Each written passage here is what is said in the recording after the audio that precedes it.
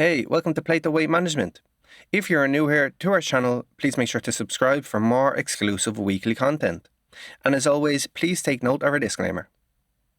With the immense popularity of low-carb diets today, it would be easy to think that this way of eating has surfaced just in the last decade or two. In fact, people have been undertaking low-carb diets since the 19th century, when an English undertaker named William Bantian, who had struggled with obesity most of his life, began promoting it after losing 46 pounds in less than a year by its use. A low-carb diet constitutes any diet that limits consumption of carbohydrates to less than regular eating patterns, replacing them with foods high in protein and good unsaturated fat.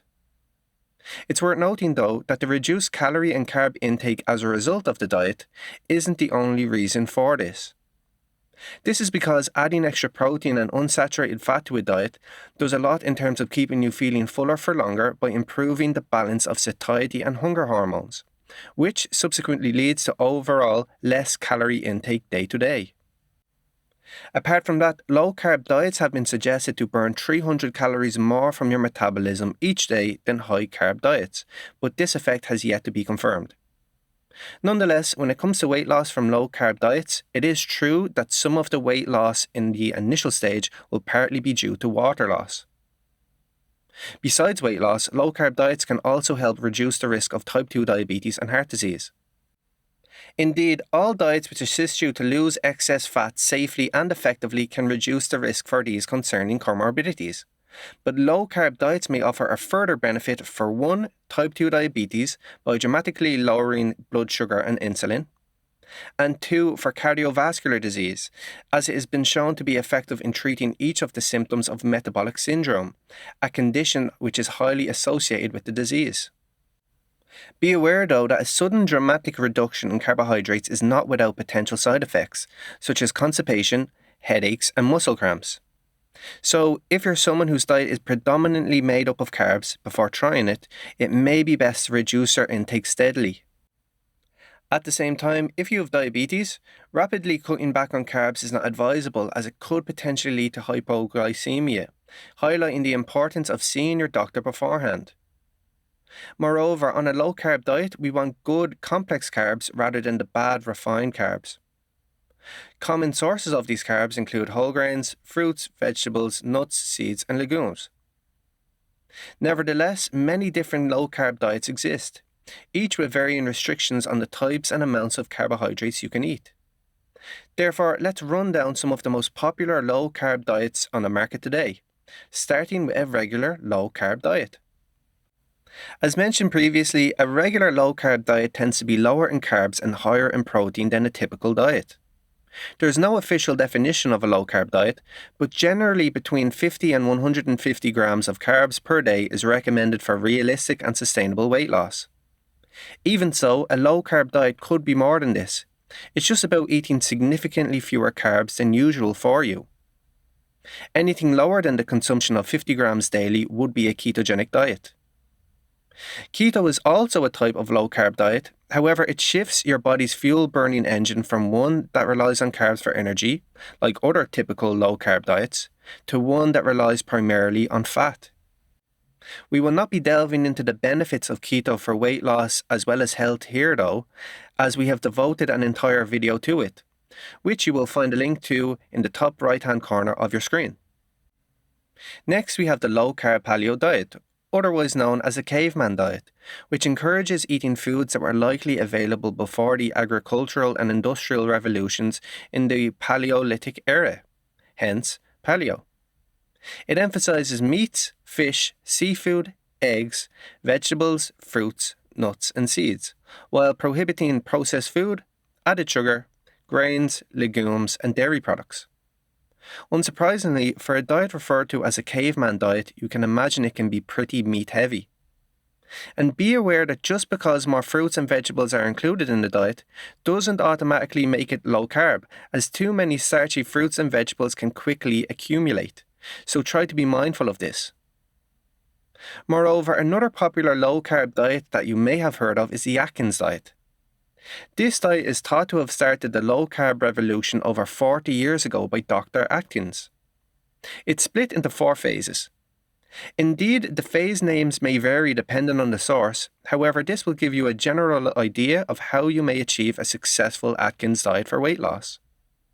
The first phase, called the induction phase, involves a very low keto level carb intake, as low as 20 grams, each day for 2 weeks, with the carbs mostly from salad and non-starchy vegetables to incorporate as many micronutrients as possible.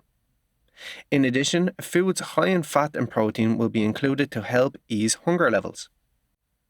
Following this, we would enter the balancing phase, gradually reintroducing other nutrient-dense, fiber-rich foods as additional sources.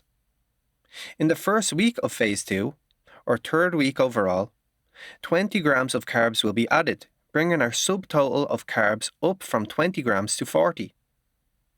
After the third week overall, 30 grams of carbs will be added to the diet each subsequent week until weight loss slows down to 1 to 2 pounds per week. The reasoning behind this is to see how many carbs can be added to an individual's diet while experiencing weight loss. This phase will continue until we reach approximately 5 to 10 pounds of the target weight. Then we will enter the third phase of the diet, pre-maintenance. Here we re-add legumes, fruit, starchy vegetables and whole grains to the diet and increase the carb intake a further 10 grams per day. We will stay in this phase until our target weight is reached, and as a result will lead us into our fourth and final stage, maintenance. As the name suggests, this phase involves us preserving our weight with the additional allowance of alternative ranges of carb sources. The total carb intake per day will vary between individuals at this stage, but it is usually no more than 150 grams at most. Be mindful that we still need to monitor our weight to ensure it does not drift upwards. Please note the carb limitations for each phase carefully, as a common error when undertaking the Atkins diet is adding too many carbs. Interestingly, there is also a vegan version of the Atkins diet, referred to as the Eco-Atkins diet. It is generally higher in carbs than a regular one, but still lower than typical vegan diets. On a side note, if you are interested in undertaking our evidence-based and results-backed personalized Plato weight management program, please click the link in the top right-hand corner of the video or follow the link in the description. Now, similar to the Atkins diet, the Dukan diet also consists of 4 phases, developed by Dr. Dukan in the year 2000. Here you eat from a list of 100 foods, including 72 proteins and 28 vegetables. These phases are the attack phase, the cruise phase, the consolidation phase, and the stabilization phase. Let's briefly break down each. The attack phase of the Dukan diet emphasizes consuming foods from the protein section of the list, such as lean beef, fish, chicken, eggs, soy, cottage cheese, and fat-free dairy. The attack phase usually lasts for around 2 to 5 days, and a person may actually eat as many protein source foods as they want with no calorie counting necessary. During the attack phase, the diet requires a person to drink at least 1.5 litres or 50 ounces of water and exercise for 20 minutes daily. Next, the cruise phase aims to gradually lower weight by introducing the vegetables from the food list. Therefore, all 100 food items would now be available from the list. It is advised that the length of this specific phase depends on one's target weight loss goal, with an adherence recommendation correlating to 3 days per pound they wish to lose. In other words, if you wanted to lose 10 pounds, then you'd stay on the cruise phase for 30 days. Moreover, during the cruise phase, a person can eat unlimited amounts of low-fat proteins and non-starchy vegetables including spinach, lettuce and green beans. Exercise is also advised for 30 to 60 minutes each day alongside 2 tablespoons of oat bran to help ease hunger throughout the day. Moving forward to the next phase, we have the consolidation phase. This part of the Dukan diet is all about maintenance. In the consolidation phase, the aim is not to lose weight but to avoid regaining it. A person is allowed to introduce some starchy foods.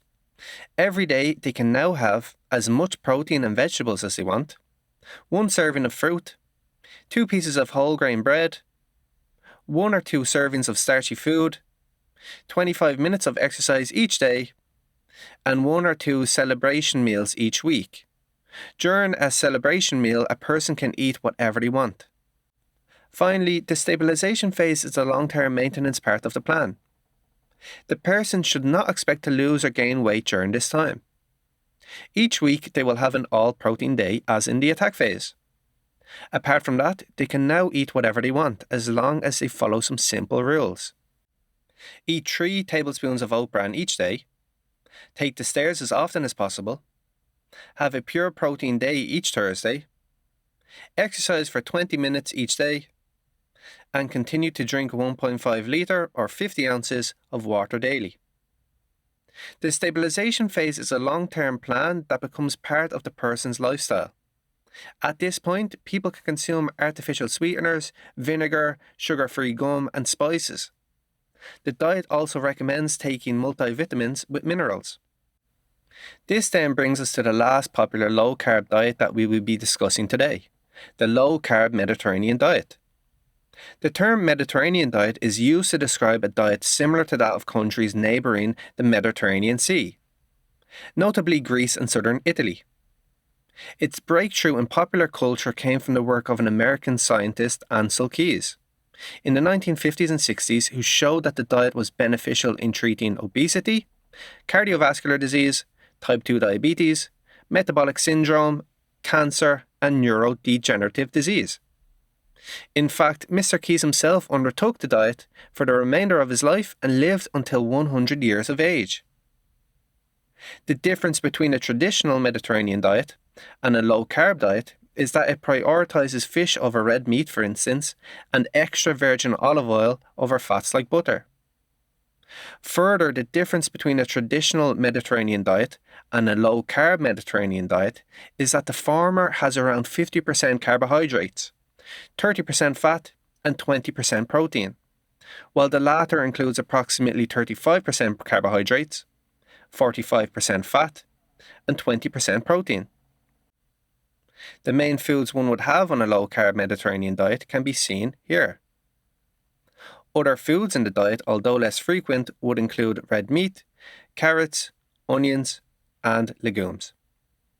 In contrast, foods you'd be best off avoiding completely while undertaking the diet would be those made with white flour, as well as potatoes, honey, syrup, candy, and sweetened beverages. Which leads us then to the question of the day. What's the most effective low-carb diet when it comes to losing them extra pounds? Well, this is an area of huge debate in the scientific community. Still, for this video, we will be going by the results of a systematic review of randomized controlled trials conducted by Mancini et al. In 2016, investigating the most effective long-term weight loss diets. In the study, the researchers found that the low-carb Mediterranean diet actually achieved the best weight loss outcomes following 12 months, with the participants losing almost twice as much on average as other low-carbohydrate diets, with 10.1 kilos versus 5.3 kilos. At the same time, the low-carb Mediterranean diet showed superior results over the traditional Mediterranean and low-fat diets too, with a weight loss of 7.5 kilos and 3.6 kilos, respectively, after 12 months. To conclude, if you are interested in pursuing a low-carb diet to lose the extra pounds, be sure to choose one that fits your way of life, food interests, and health objectives. Regarding low-carb diets for weight loss specifically, in light of the evidence from the literature outlined, we recommend the low-carb Mediterranean diet. That being said, it's important to point out that the potential for weight loss should not be the only deciding factor for many when considering a type of diet. Depending on your health status, there may be other aspects to consider, such as a diet's efficacy in reducing the risk or treating cardiovascular disease or type 2 diabetes, for example. Therefore, please consult your doctor before embarking on any new weight management endeavour. Have you tried any of these diets for weight loss? What were your experiences? We'd love to hear from you in the comments section down below.